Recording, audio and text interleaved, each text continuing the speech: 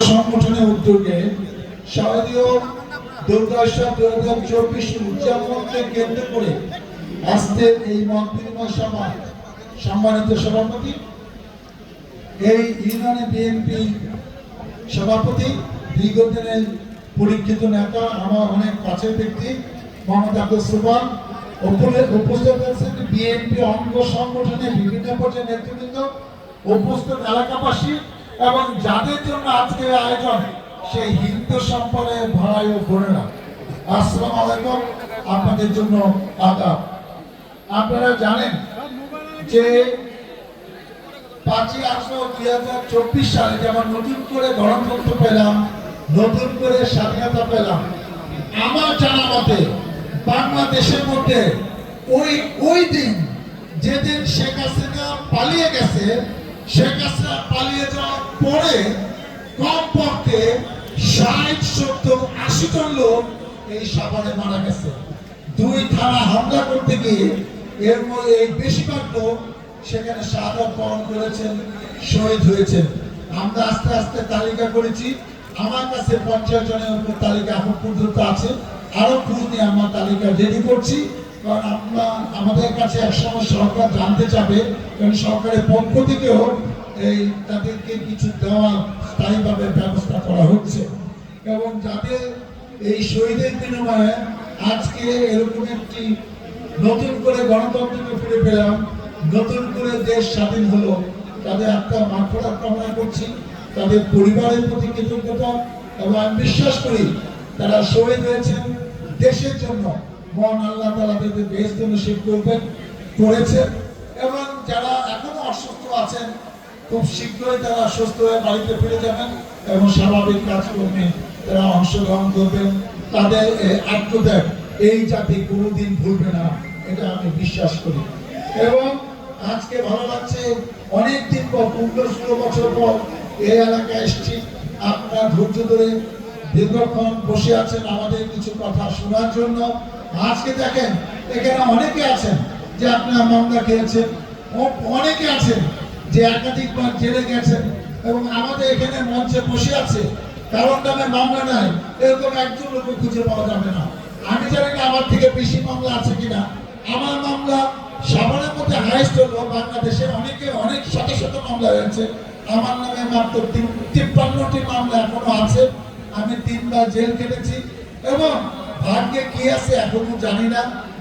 একটা সরকার আসছে, আমাদের সবার দায়িত্ব সরকারকে সহযোগিতা করা, এবং এমন সময় আসছে যে তারা কিছু সংস্কার না করে গেলে নতুন একটা সরকার ভোটের মাধ্যমে এসে দেশ চালাতেও পারবে না। এবং আমরাও চাই কিছু বিচার আচার, যারা জানেন সরকারের কিছু বিচার আচার তারা শাস্তি দিয়ে যায়, এটা আমিও একজন নেতা হিসেবে আশা করি। কারণ এটা চলমান, দেখছেন মামলা বন্যা বয়ে গেছে। শেখ হাসিনার নামে কিন্তু অলরেডি 200 বেশি মামলা হয়ে গেছে। আর মামলা দেখছেন কি, মামলা সারা বছর চলবে, ডিসেম্বর পর্যন্ত মামলা তো 1000 হবে, অপেক্ষা করুন। এবং আমি বিশ্বাস করি যে যারা অন্যায় করেছে, জুলুম করেছে, তাদের বিচার এই বাংলার মাটিতে হওয়া দরকার, যাতে ভবিষ্যতে এরকম অন্যায় জুলুম করার আগে মানুষ অনেক কিছু ভাবে এবং চিন্তা করে সেটার জন্য তারা উপলব্ধি করে। আজকে আমরা এখানে যে কারণে এসেছি যে হিন্দু সম্প্রদায়ের সবচেয়ে বড় উৎসব যেটা শারদীয় দুর্গোৎসব, যেটা আপনাদের দশমী হলো 13ই অক্টোবর। আমরা সাধারণত অষ্টমী, নবমী, দশমীতে আমরা এইসব জায়গায় আসি। আমার কাছে একটা তালিকা দেওয়া হয়েছে, এই পাথারিয়ায় 21টি পূজা মণ্ডপ আছে। প্রত্যেকটি পূজা মণ্ডপে এখানে প্রেসিডেন্ট সেক্রেটারির নাম দেওয়া আছে। এবং আমি ইতিমধ্যে আমাদের দলের সভাপতি সেক্রেটারির সাথে আলাপ করেছি যে তারা একটা সমন্বয় কমিটি করবে। এখন এই ইউনিয়নে প্যানেল চেয়ারম্যান থেকে ভারপ্রাপ্ত চেয়ারম্যান হিসেবে দায়িত্ব দিয়েছে সোবানের ভাইকে, বসেকে। এবং আমার মনে হয় এই ইউনিয়ন পরিষদ এবং দল মিলে আপনাদের যে নিরাপত্তা দিবে এবং যেভাবে আপনাদের দেখভাল করবে, অতীতে এরকম বুঝি আপনারা কখনো পাবেন না। এবং এইবার সেইভাবে হবে, কারণ আমাদের কাছে মনে হচ্ছে যে পরিকল্পিতভাবে গার্মেন্টস সেক্টরে যারা অরাজকতা তৈরি করছে এবং তারাই আবার এই দুর্গা উৎসবকে কেন্দ্র করে অরাজকতা তৈরি করতে পারে। সেটার ব্যাপারে আমাদের সবাইকে সতর্ক থাকতে হবে। কিছুদিনের মধ্যে আইন শৃঙ্খলা মিটিং উপজেলা হবে, হিন্দু সম্পদের পূজা কমিটি থেকে সেখানে ডাকবে। আমার সাথে ইতিমধ্যে প্রশাসনের যে কথা হয়েছে সেখানে আমি বলেছি ওসি সাহেবকে প্রত্যেক ইউনিয়নের জন্য একজন করে অফিসার ট্যাগ করে দিবে এবং তার মোবাইল নাম্বার কিন্তু আপনাদের কাছে থাকবে, আপনারা যে কোনো সময় কল করতে পারবেন। এই 4-5 দিন তারা কিন্তু এই যে আপনার 9 তারিখ থেকে যেটা মূল অনুষ্ঠান শুরু হবে ষষ্ঠমী থেকে, তারা কিন্তু আপনাদের আশেপাশে থাকবে, যখন ডাকবেন তখনই পাবেন। এবং ঢাকা শহরে আরো কিছু সিদ্ধান্ত তারা নিয়েছে, যাদের টাকা পয়সা আছে, যাদের অর্থনৈতিক সমস্যা নাই, তারা কিন্তু সিসি ক্যামেরা সেখানে লাগাচ্ছে, বিদ্যুৎ নাই, জেনারেটরের ব্যবস্থা করছে। সবার সম্মতি হয়তো সেরকম নাই, কিন্তু যাদের সম্মতি আছে, এটা সিসি ক্যামেরার দাম কিন্তু খুব বেশি না, 2-3টা আপনি কিনলে কিন্তু মহাবহ দর্শনটা হবে না। কিন্তু যাদের সামর্থ্য নাই তাদের জোর করে এই পূজা হিসাবে সিসি ক্যামেরা কেনার কথা আমি বলবো না, কিন্তু আমাদের লোকজন আপনাদের পাশে থাকবে। এবং আমি যে কোনো একদিন কিছু সময় আপনাদের পূজা মণ্ডপগুলো ভিজিট করে যাব, এটা আমি আপনাদের সামনে কথা দিলাম। আর একটা কথা বলি যে হিন্দু মুসলমান খ্রিস্টান ভাই ভাই বোন বোন, এটা আমি ছোটবেলায় শিখেছি। আমার জন্ম 61 সালে, আমার বাবা 64 সালে, আপনারা জানেন না, মোহন দেওয়ান মোহাম্মদ ইদ্রিস সাহেব যিনি 45 বছর চেয়ারম্যান ছিলেন, 79 সালে ধানের শীষ নিয়ে এই এলাকার সংসদ সদস্য হয়েছিলেন।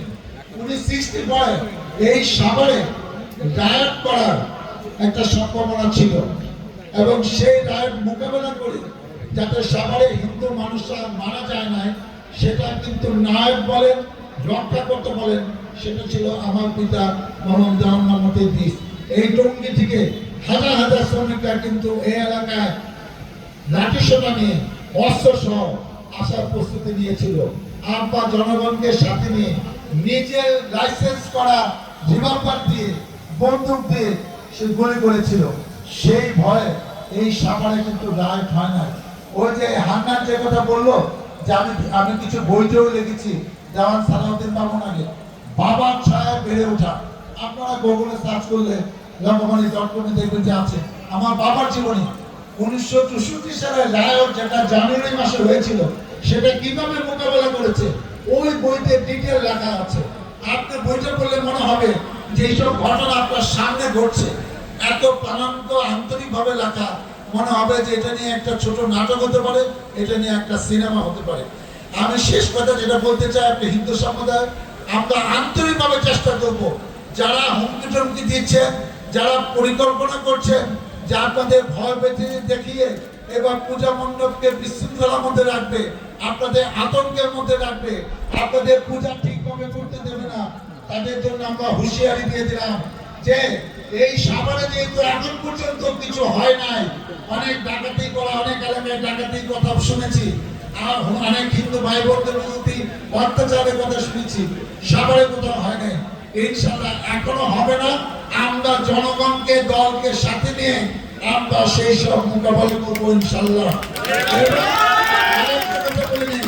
যেহেতু এখানে আপনারা উপস্থিত আছেন, অনেকে হিন্দু ভাইদের জমি দখল করা পায় তারা করতে পারেন, দোকান দখল করা পায় তারা করতে পারেন, এক জায়গায় দোকান ভাড়া দিচ্ছে সেই ভাড়া তুলে নিয়ে যাবেন, এইটা এই এলাকায় হবে না। আমি আপনাদেরকে বলে দিয়ে যাই, আমার একটা মোবাইল নাম্বার আপনার মুখস্থ রাখেন, বেশি কষ্ট করতে হবে না।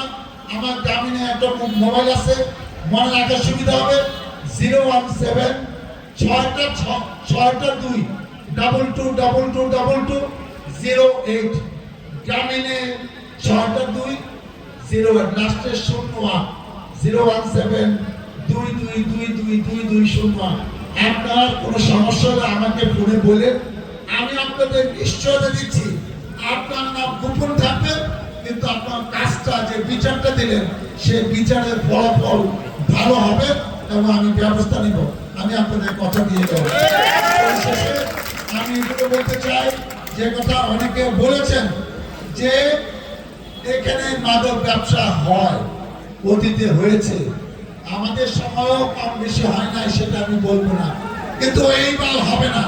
এবং যারা জড়িত সবসময় সরকারি ছত্রছায়া হয়, এটা আমি এই কারণে বললাম।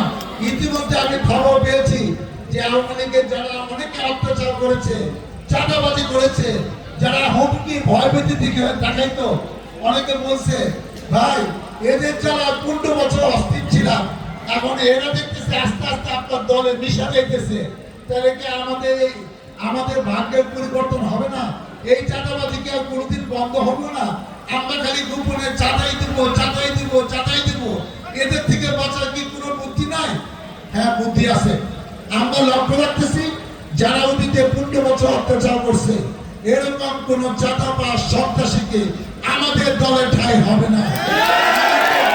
অনেকে নিয়ে ঘুরতেছে, একটু সবর করেন। যারা ঘুরতেছে তারা তাদের রক্ষা করতে পারবো না, তাদের ধরে যখন উত্তম মধ্যম দেওয়া হবে কেউ রক্ষা করতে পারবো না। আমাদের দল থেকে নির্দেশ দিয়ে দিছে যাদের নামে অভিযোগ আছে, যারা জনগণকে ভোগান্তি দিছে, কষ্ট দিচ্ছে, যাদের কারণে আমাদের নেতা কর্মীরা বাড়িতে থাকতে পারে না, পালিয়েছিল, আজকে তারা আস্তে আস্তে আমাদের সাথে মিশে দেব। আমাদের কোন নেতা তাকে শেল্টার দিবে। আপনারা কি করেন? চাঁদাবাজি ছাড়া কিছু বুঝেন না। আপনারা এসে আমাদের দলের নেতা কর্মীদের দুষ্ট বুদ্ধি দিয়ে খারাপ বানায় না, এটা করতে দেওয়া হবে না। অপেক্ষা করুন, আমার নেতৃত্বে এইসব বন্ধ হবে। আমি 2 মাস সময় নিলাম, আমরা জানি। একটু অপেক্ষা করেন, আমরা এইসব দুষ্ট লোকরা চাঁদাবাজদের এই দলে ঠাঁই দেওয়া হবে না। পরিশেষে আমি জনগণের ম্যান্ডেট নিয়ে দুইবার এই এলাকার সংসদ সদস্য হয়েছি, আরো 2-একবার ইলেকশন করেছি। ভাগ্য থাকে, ইনশাল্লাহ যদি সুস্থ থাকি, হায়াত থাকে, অবশ্যই জনগণের ম্যান্ডেট নিয়েই আমি আপনাদের পাশে থাকতে চাই, আপনাদের খেদমত করতে চাই। এবং আমাদের উপর যে নির্দেশ দিছে, এমন কাজ করতে হবে যাতে জনগণের ভোগান্তি, জনগণের কষ্ট আর না হয়। এই জনগণ অনেক বছর কষ্ট করছে, এদেশ স্বাধীন হয়েছে এই চাঁদাবাজির জন্য না, মানুষের মানিজ্য নষ্ট করার জন্য না। যারা মসজিদে কোনোদিন নামাজ পড়ে নাই তারা মসজিদ কমিটির সভাপতি হয়েছে, আমি দেখছি। যারা ঈদের নামাজ পড়ে না এরপরে মসজিদের সভাপতি। যারা আল্লাহ মসজিদের টাকা মারা খাইছে তাদের বিচার খালি আপনি টেলিভিশনে পত্রপত্রিকা দেখবেন, আপনার বিচার করতে হবে না। অপেক্ষা করেন, কয়েক মাস দেখবেন বিচার হয়ে গেছে। শেখ হাসিনা বিচার হয়েছে না? আমরা যখন পালিয়ে থাকতাম, যখন আমরা অনেক কিছু পারতাম না, পালিয়ে থেকে নামাজ পড়ে আল্লাহর কাছে কান্নাকাটি করছি। আমি করি নাই, আপনারা করছেন যে আল্লাহ তুমি চাইলে পারো না, এমন কিছু দুনিয়াতে নাই। তুমি এই জালিম সরকারকে কবে দিবা? আল্লাহ কইছে সবুর করো, সবুর করো, সবুর করো। আল্লাহ কিন্তু তার কথা রাখছে। আমরাও সবুর করছি যে আন্দোলন 15 বছর করে বিএনপি তার সমমন্ত্র দল না কিছু করতে পারে না। 2-3টা নির্বাচনে অংশগ্রহণ করে আমরা লেখাপড়া শিখছি, আমরা জানি ভোটের মাধ্যমে সরকারের পতন হয়, কিন্তু যে নির্বাচনে জনগণ ভোট দিতে পারে না, দিনের ভোট রাতে হয়, সেই নির্বাচনে তো সরকার পরিবর্তন হবে না। কিন্তু দেখেন শেখ হাসিনা যেটা ভাবছিল সারা জীবন ক্ষমতায় থাকবে, সে মারা যাবে প্রধানমন্ত্রী হিসাবে, তার সেই বাসনা কিন্তু আল্লাহ পূরণ করে না। অতএব আল্লাহ যে উপরে আছে এবং আল্লাহ যে সময় মতো বিচার করে, তার শ্রেষ্ঠ উদাহরণ শেখ হাসিনার পতন। আপনারা মনে রাখবেন। অতএব আমি যে কথাটা প্রথমে বলা উচিত ছিল, সেজন্য আমি আপনাদের কাছে দুঃখ প্রকাশ করছি, ক্ষমা চাচ্ছি।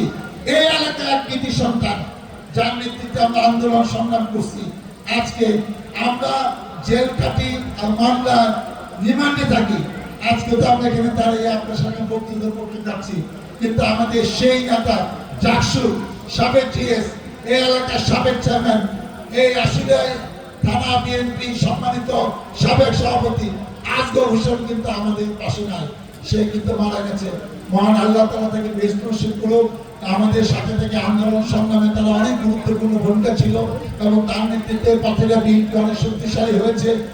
তাকে মাফ করার কামনা করি। যারা মারা গেছে তাদেরকে আমরা অবশ্যই সম্মানিত করবো এবং তাদের কথা স্মরণ করে আমাদের কাজ চলবে এবং আমাদের কাছে অব্যাহত থাকবে। এবং আমরা চাই যে ইনশাআল্লাহ আপনাদের পূজা অনুষ্ঠানটা হয়ে যাক, এরপরে আমরা